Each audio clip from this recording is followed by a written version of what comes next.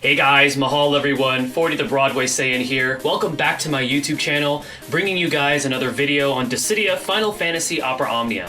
In this video, we have part 11 from my video series called Reworks, where we discuss some of the reworks that we recently got or will be getting in Global DFFOO. Now for part 11, we're only going to be covering two. It's going to be for Yda, who by this time on Global already has her rework, and then one that we're going to be getting soon, which is going to be Locke. Locke gets his rework on the Act 2 Chapter 5 story event that Global is also going to be seeing soon. Now the reason why I'm only doing two guys is for the month of October, as you can see, there's a lot of content that they dropped on us, so I don't want to feel overwhelmed and trying to put everything together into one video, so I do want to split them out for you. And also I do want to say thank you guys for being patient with me, because as you guys know, I've recently started a new full-time job with Google, and with that sometimes my time now is limited as far as videos and streams, but I'm trying my best and I'm still happy that I'm able to do this for you. And before we actually move forward with the video, I don't want to forget to give a huge shout out to the Tonberry Troupe, specifically to Inkwelder and Dreamy,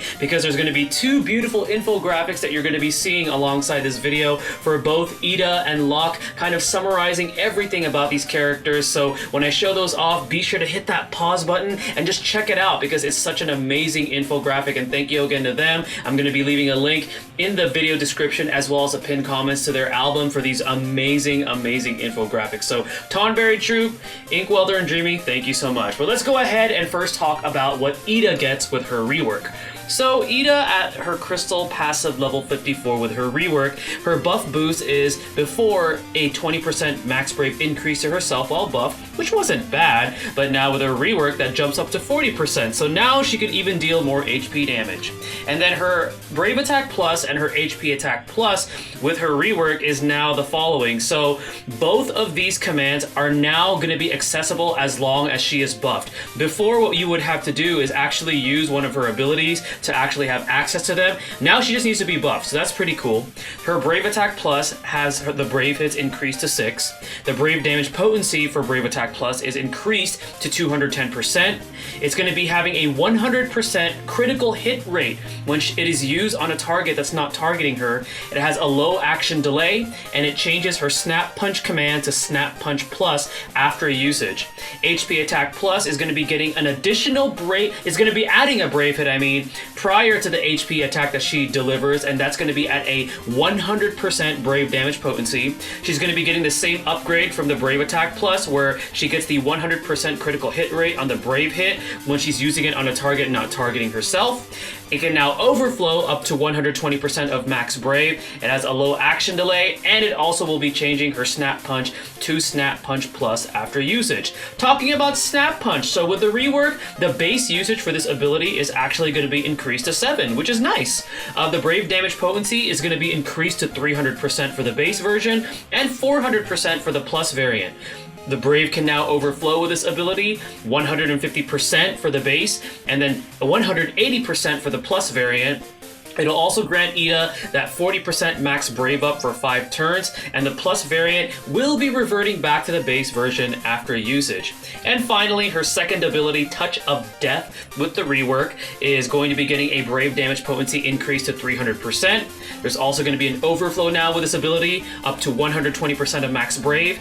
That poison she inflicts, the potency will now be increased to 80% of initial brave, It's also going to be removing that conditional HP attack, so now after the brave hits, she's just going to be dealing HP damage. So it's nice that they actually remove that condition. And then finally, with the rework, this ability will be healing Yda's brave by 10% of HP damage dealt.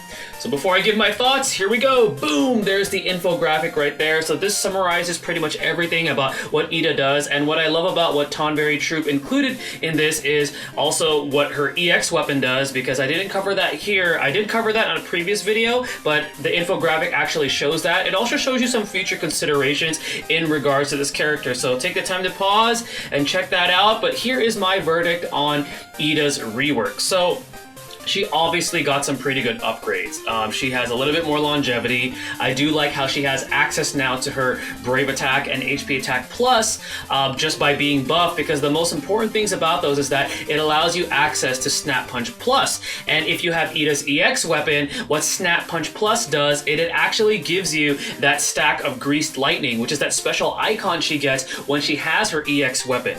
But with that being said, even with this rework, she can perform very well for the rest of the Cosmos era, because the Cosmos era is about to end pretty soon, and we're about to be approaching the door to the Chaos era. And as far as the early Chaos era, for me personally, if you pair up Yda perhaps with some really strong meta-defining characters for early Chaos, such as Warrior of Light, maybe Cloud, and maybe Charlotta, who's future character that we're going to be getting soon. Personally, I feel like she might be able to help you out for some of the early Chaos, but more than likely, I want to say maybe even after like the first 2 Chaos events, Yda is definitely going to fall off. Even though she deals a tremendous amount of damage and she actually has a fast charging EX ability, and coupled with her rework, she just doesn't really bring anything spectacular. She has no auras to the party. I mean, she has a few decent buffs to herself, but they're all generic. Nothing really special or crazy mechanics that she could do outside of just dealing damage and poisoning. So she's decent. She's pretty good for Cosmos. For early Chaos, for me, she's 50-50, but she will be falling off fast pretty soon. But I mean, hey, at least she got a rework, and something to look forward to is she will be getting an EX Plus weapon later on down the line in the future. Now, the second rework we're going to talk about for this video is going to be for Locke. So what does Final Fantasy VI's Treasure Hunter get for his rework? So his 54 passive, called Buff Boost and Speed Up, is first of all going to get a name change. It's going to be now called Buff Boost and Speed All. So before, it would just give a 20% max Brave and 10% speed increase to himself while buffed. Well, guess what? With the rework, those effects are the same, but now it's applied to the entire party. So yay! Now Locke is he's not just selfish with that aura. He's actually going to be sharing it with the rest of the party, which is pretty cool. And then afterwards, he has a special commands that comes from using his Sneak Slash. So his Brave Attack changes to Mug, and with his rework, Mug gets the following upgrades. So the Brave hits are now increased to 2, the Brave damage potency is increased to 180%, and anytime he grants himself either Genji gloves or Miracle Shoes, the duration will be extended to 6 turns total. So now the duration is going to be longer on those special framed buffs.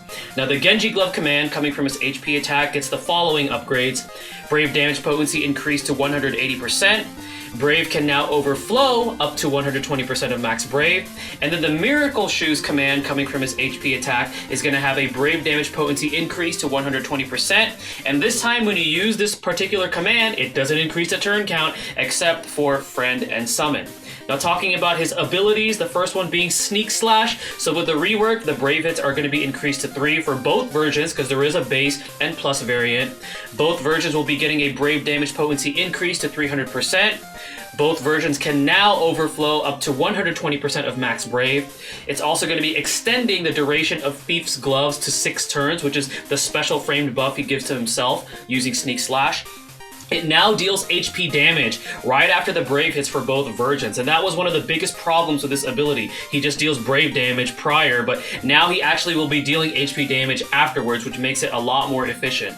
Now the Plus variant is also going to have a special effect, so Sneak Slash Plus is going to be canceling or dispelling any existing Genji gloves or Miracle Shoes, and then it's going to grant Locke either Genji gloves or Miracle Shoes again for 6 turns. Now his second ability is Phoenix Ray. It's going to be that AoE ability, that AoE Brave plus HP attack. It's going to be getting an additional skill usage with the rework.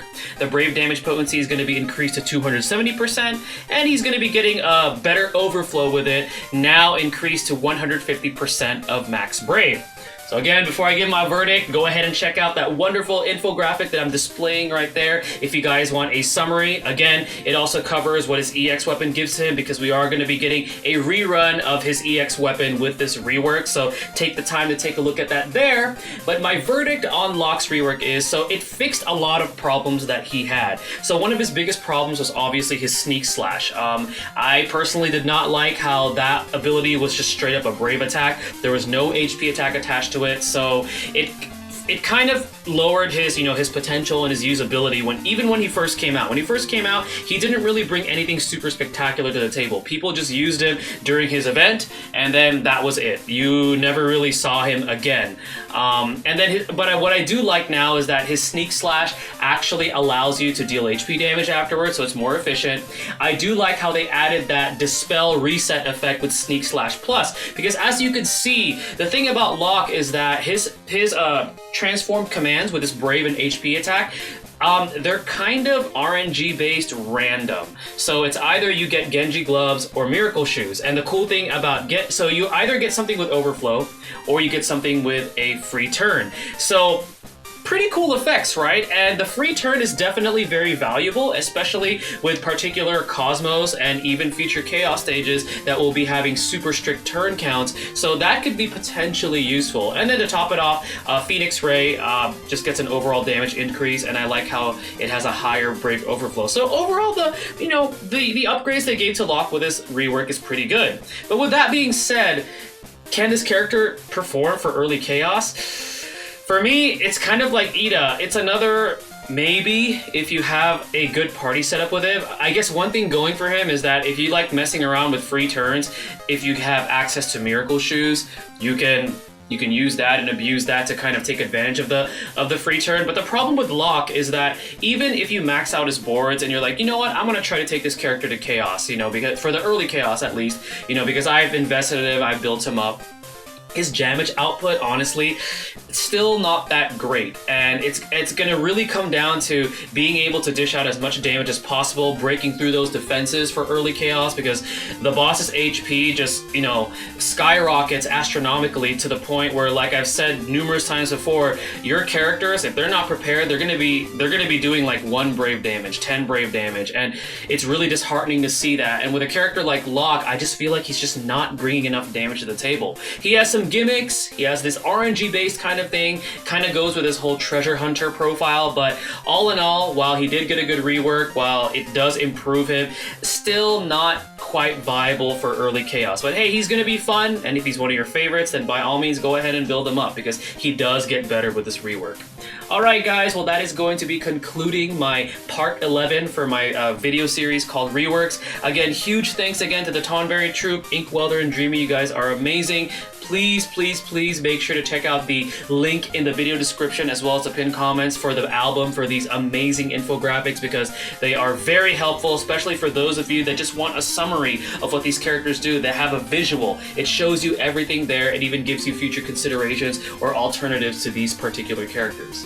Alright guys, thank you for watching. This is 40, the Broadway Saiyan, signing out. Mahal everyone.